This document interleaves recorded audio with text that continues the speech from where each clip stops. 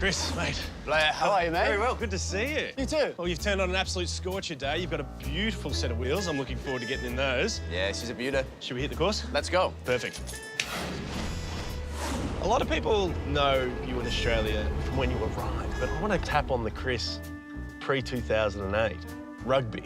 Now, you were signed to Leeds, is that right? At the ripe old age of 15 when I signed. 15. How can you start playing professional rugby when you're 15? I was playing for about 10 months, I think, Okay. before I signed professional. Where did the career go after then? Then when I was 18, I got to play for Great Britain against France. Wow. Yeah, at How was Ellen Road, that? so that was great. And so from there, am I right to believe, unfortunately, injuries started to occur a little bit more frequently? Yep. That was as high as my career got, was at a young age. Okay, so it's obviously a natural progression and then move to Australia and begin modelling. I mean, that just makes complete sense to me. Yeah. How and why did you touch down here in Oz? Well, I met Danny, who's the mother of my child, and we met actually in Ibiza. Oh, just a quiet afternoon, was it?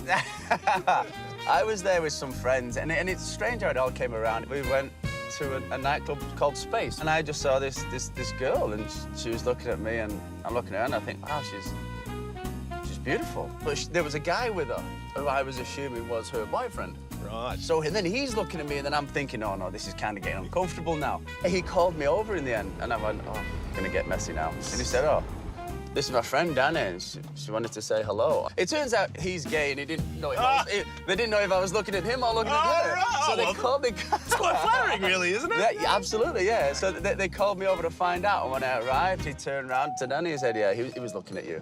That was obviously your segue to Australian soil. Yeah. So you've touched down, you established yourself. How did you fall into line working alongside, you know, another Aussie battler and Jennifer Hawkins?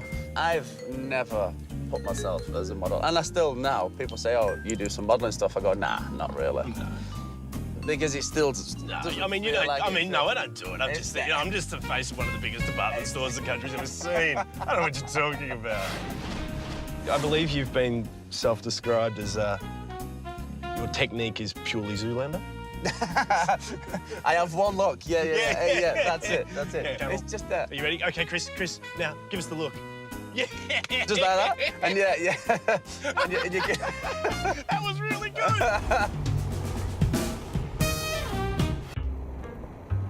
You would have had to come to terms with, you know, you're a big lad. You're 6'4". 6'4", you know, strutting down in those tight pants down the Maya runways. It would have been a whole different world. The funny thing was, like, after a few years of doing catwalks in swimwear, somebody said to me, so when you're doing the swimwear in the Lycra, it says, do you pack the front of it? I said, what do you mean? He said, like, oh, so you leave something to the imagination, because obviously when it's so tight and you're walking down the runway in the lights, everything is kind of visible. And I went, I had no idea about this.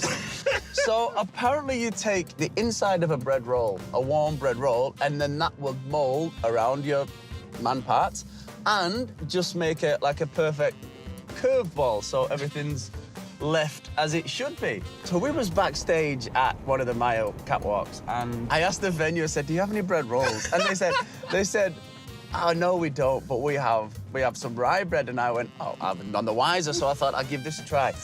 And then I put it down. I thought, this is like extremely uncomfortable. This is weird. And as I'm walking down the catwalk, because it doesn't mold like warm bread roll does, it's just crumbling. And from the inside of the budgie smugglers, I'm leaving just trails of breadcrumbs all the way down the catwalk. And I'm not talking small breadcrumbs. This is big chunks of actual bread falling out of my Lycra swimwear, which. Yeah. Wow. Just when I thought I'd heard it all, mate. I thought, well, I'm glad I went down that path. We're not stopping at a bakery anytime soon, I hope. My pastrami on rice sandwiches will take a whole new look from now on. I know. Oh, that's amazing. Now, I've lived overseas a couple of times, and when I do, I always gravitate towards something that is from home.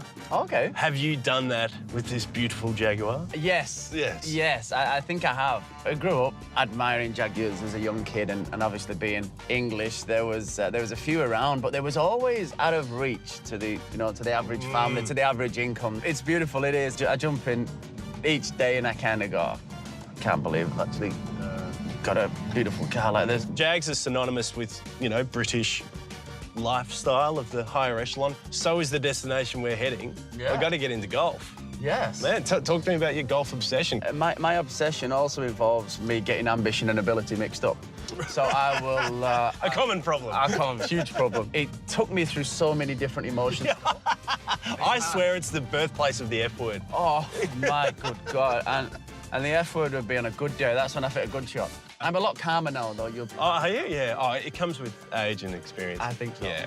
Now, obviously, up here in Sydney, we're not far away from the Coast Golf Club, where you're now a member. Talk us through that fabulous establishment. There's a few friends of mine, Sam Burgess and Luke, and they all play down here, and they had a membership here. And so I just thought, well, when you get down here, when you see it, you know, it's a beautiful location. It really is. Because the views are magnificent from everywhere. So and that's my calming influence. There's a meditative state of the golf course it has on you to keep you from throwing your clubs into the ocean. It is my zen.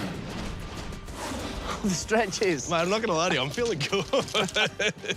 I think I've got this. How good? Well, loser buys lunch. Deal, you're on. Got your wallet? I do.